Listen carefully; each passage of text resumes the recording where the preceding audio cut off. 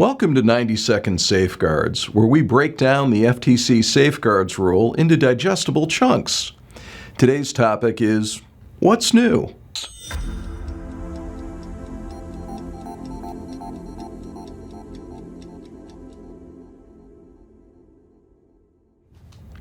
One of the rule's requirements that was postponed is the duty to oversee your service providers.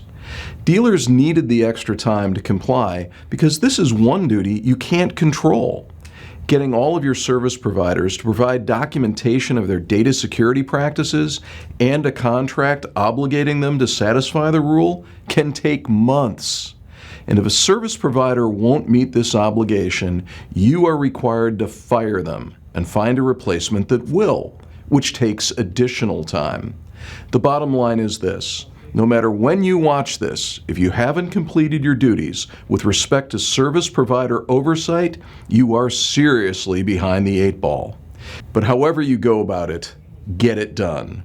For 90 Second Safeguards, I'm Jim Ganther. Thanks for watching.